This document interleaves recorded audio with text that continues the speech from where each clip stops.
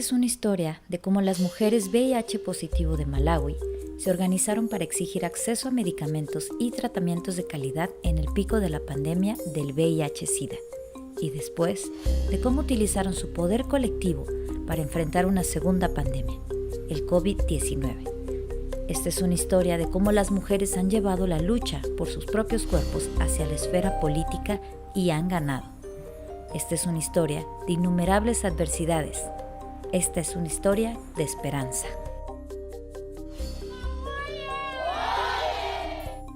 El movimiento Nuestros Cuerpos, Nuestras Vidas emergió en Malaui a partir de una pandemia global. Al principio del 2000, la organización feminista de apoyo a movimientos de mujeres asociadas por lo justo, Vidas, organizó a grupos de mujeres malauis para hablar de sus experiencias viviendo con el VIH-Sida. Shireen Essof, la directora ejecutiva de Vidas y quien ha acompañado a Nuestros Cuerpos, Nuestras Vidas desde sus inicios, describe los orígenes del movimiento. Through a number of processes, including, deep consultations with a range of different partners and allies, we ended up in Malawi working with a group of about, at that stage, it was maybe 25 community-based women leaders, largely coming from rural communities, but who were leaders in their own right within those communities, in order to begin to start thinking, about the meaning of living in a woman's body, about the meaning of living with HIV, about the meaning of, really reconfiguring what it means to matter as a woman in that body, and what it means to recognize that there are other women who are living similar stories, and that's not an accident, that there is a real structural system that is translating into women who are living with HIV being understood as being part of the walking dead. Las mujeres se reunieron y comenzaron a hablar sobre sus cuerpos. El gobierno de Malaui estaba distribuyendo antirretrovirales para el VIH y SIDA, conocido como ARVS, que causan deformidades en los cuerpos de las mujeres, a pesar de que existían medicamentos mejores. In Malawi, people were still being given these particular ARVs, causing incredible impacts in terms of the body. And so the rallying call, which birthed the Our Bodies, Our Lives movement, was really around access to quality ARVs. Many women at that time, sort of spoke vocally about how the ARV regimen that they had been given was actually poisonous, that it was poisoning their bodies. Para el 2012, el movimiento Nuestros Cuerpos, Nuestras Vidas, o VOL por sus siglas en inglés, había formado grupos en todas partes del país que exigían medicación de calidad y luchaban contra la violencia y desarrollando alternativas económicas. Forjaron alianzas estratégicas y construyeron un trabajo efectivo, de incidencia, por lo cual ganaron acceso a mejores servicios de salud y mejores medicamentos, así como abordaron otras necesidades básicas y objetivos, como el acceso territorial. También comenzaron a soñar con la autosuficiencia y con transformar las relaciones de poder. Estos sueños se convirtieron en estrategias y posteriormente en logros. Fue entonces, en 2020, que llegó el COVID-19. I think it was really difficult for the groups or for the women to adapt to COVID. I think it really took time, and I think we really had a lot of problems and issues because we never expected that we would be in a pandemic, which just came abruptly, whereby no one was really ready for it. Sometimes I think when pandemics are coming, we are told other people, they say about it maybe before coming, but this one, it just came, and then it was a shock for everyone. A huge number of women that were working with living with HIV. I think they comprised almost 80% of the membership that we have.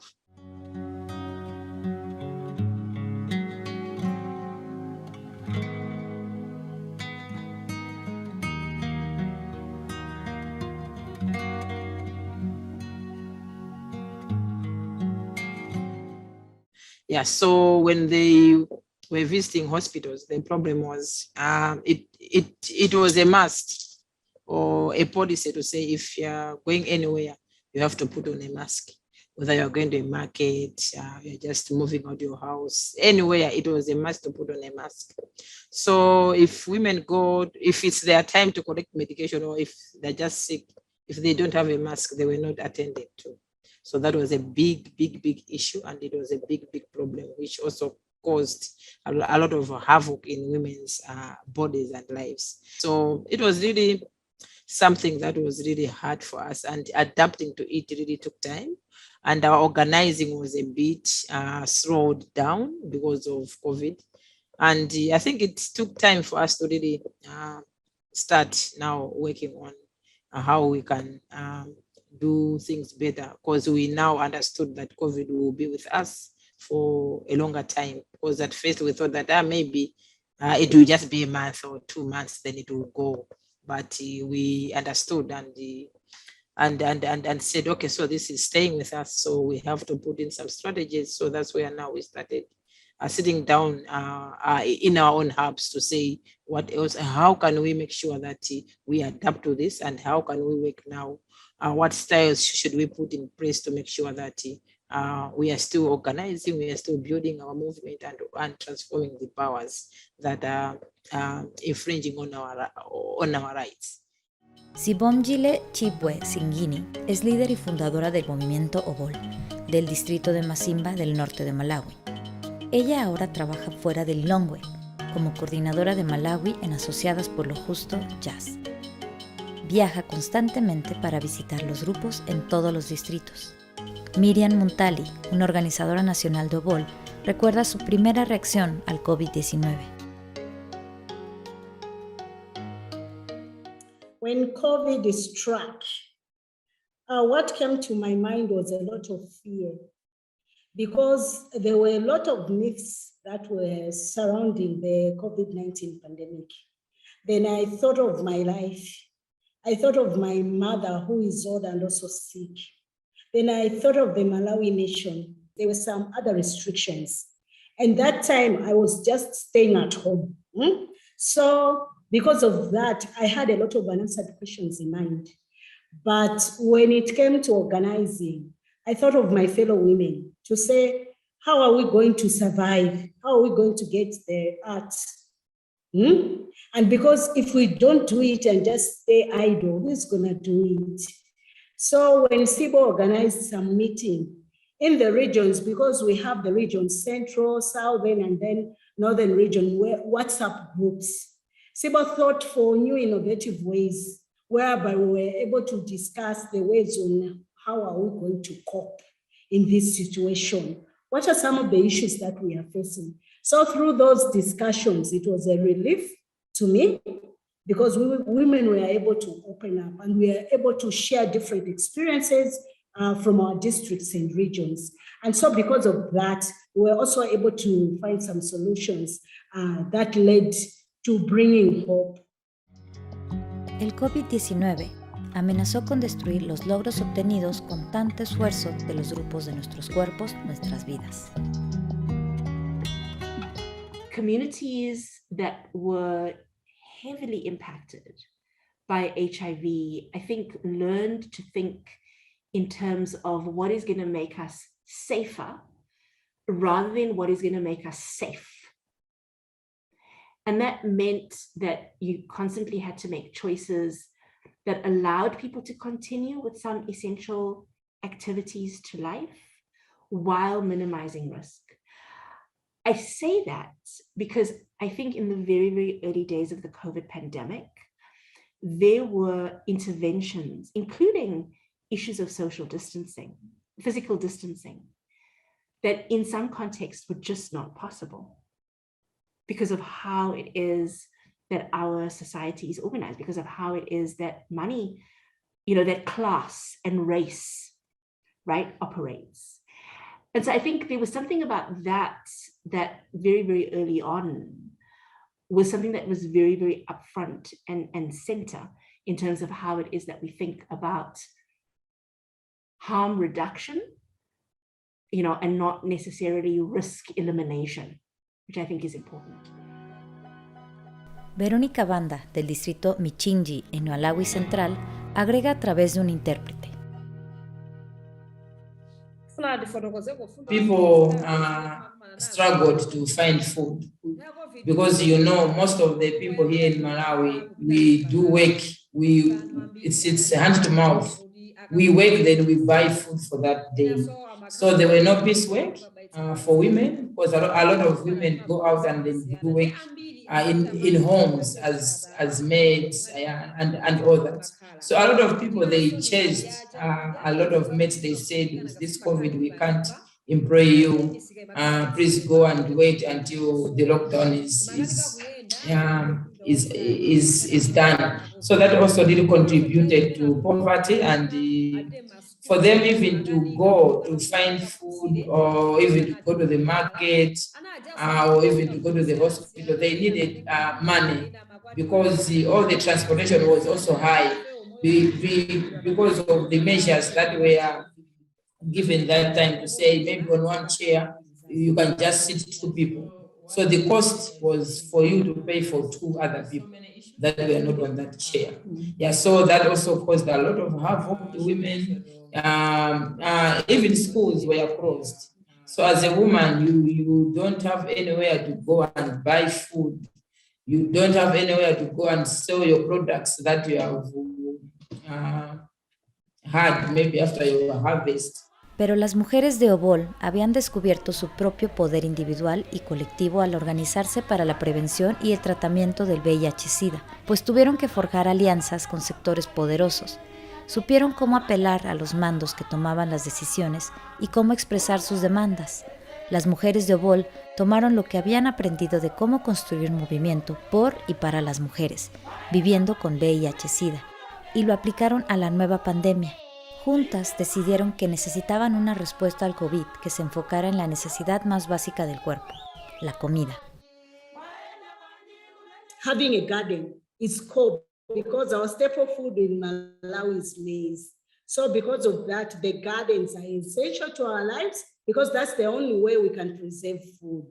Yeah, so currently, as OBO, we are encouraging each other through meetings, the importance of having food gardens. Come rain, come sunshine, come any situation, and also finding new ways of adapting and learning on how best we can do that. And also taking from that, just also trained women in group dynamics, soil fertility and organic manure making. Al hacerse familia y crear huertos comunitarios, las mujeres contaban con un contrato de seguro contra el hambre. A través de la producción de abono orgánico, pudieron reducir su dependencia de los mercados, fertilizar sus propios huertos e incluso iniciar la venta de abono. Entonces, en febrero del 2022, Obol sufrió otro retroceso. El ciclón Ana arrasó Malaui, dejando muerte y destrucción en su camino. So I think it was as if COVID was not enough. Then, boom. Another disaster. Yeah, so we were really affected by Cyclone Ana and Dumako, which made landfall in the southern region and part of central region and also northern region. These winds and also the water ripped off roofs of homes of our members and other people. It uprooted trees, washed away crops, bridges were washed away, roads, and it also brought down power lines in our country. So we're in blackout for most of the days, I think, during that month. So it was really hectic. We couldn't really work. Water was a problem. People couldn't travel from one district to another district. Our fellow women were homeless. Personal property was not spared, it was damaged. You can imagine one woman who lost close to 60 cows. And if we talk of cows in Malawi, that is big business, and it means that you have money. You can depend on that for your family for the whole of your life. So imagine the rains, the floods, carrying all what you had, the goats, the house, not leaving anything. Los huertos fueron arrasados en muchas áreas. Los pequeños negocios de ahorros y préstamos tenían poco capital frente a las necesidades inmediatas. Cientos de miembros se quedaron, como dice Verónica, sin casa y sin esperanza. Muchas hacinadas en campos, separadas de sus familias. Los hombres se fueron a vivir con otras esposas, abandonando a sus mujeres e hijos. When it came to food gardens, because of the cyclones, most of the food gardens were washed away, leaving the women with nothing. The herb gardens were washed away. Their own individual gardens were also washed away. As a result, the dreams that women had just went like that. So because of that, women felt it's something that was hopeless for them to do again. Pero sí lo hicieron de nuevo.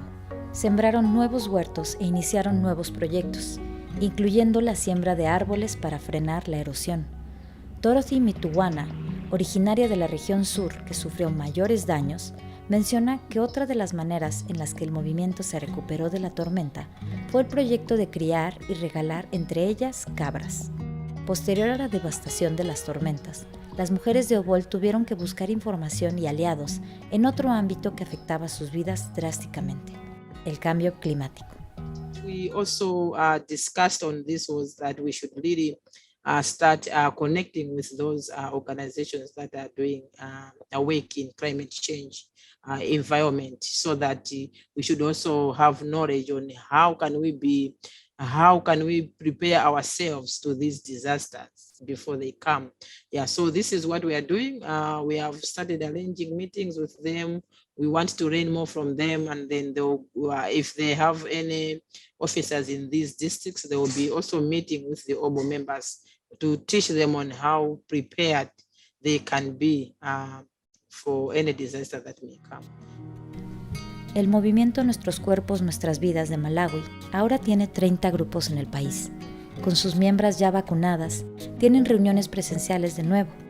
Les preguntamos, con tantos obstáculos, ¿qué las motiva a seguir adelante?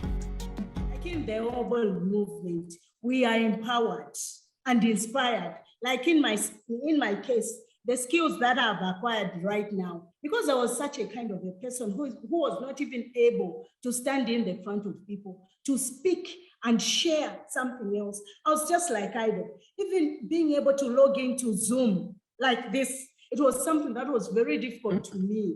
But because of Oba and the leadership of Sibo, she's like, you do it. So because of that, I'm motivated. I'm able to do it. And currently I'm doing it like you are seeing me right now. Steps from here to there. It's a steps from here to there.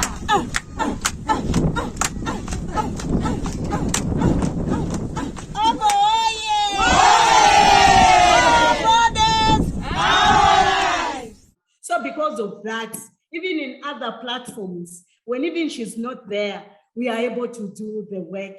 So that's the leadership that motivates me and inspires me. In my dream, I've always admired to have different skills. And I believe every day we learn from each other. So as we learn, we also grow. So my intention and my inspiration in my life is to learn and adapt more from the women that we work with, the communities that we live in, the leadership that we have, and the nation at large. And so because of that dream, with the together we can achieve it. Because there is nothing for us without us. I'm an activist. I think I always say that I was born an activist because right now when I think of what I was doing back, I would say, oh, okay, so I was just doing this for the sake of it. I didn't know that this is activism. But now since I've learned, oh, so this is activism. Okay, I didn't know.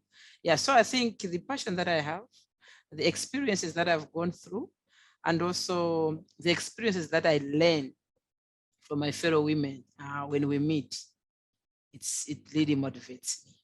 The other thing that really motivates me are the dreams that women are dreaming of having. So one thing that we also do in our training is to make sure that after we raise the consciousness of women, women should have dreams. Women should think of who they want to be maybe in 5 years. What do they want to have? Maybe we are not just a movement that is there just to maybe do things as how others are doing, but we are here to change lives. We are here to transform power.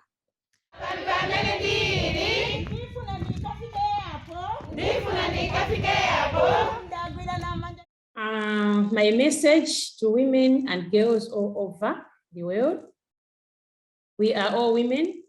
We face same challenges.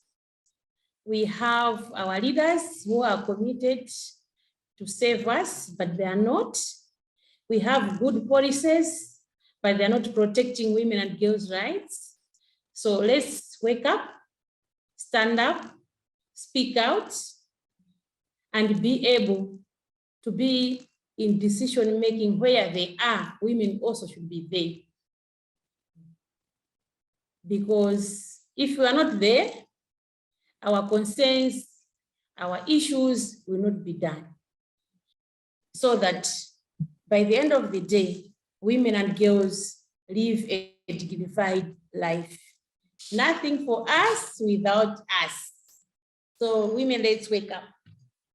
Our bodies, Our lives. our bodies, Our lives. motion, Women crossing the line. motion, Women crossing the line. motion.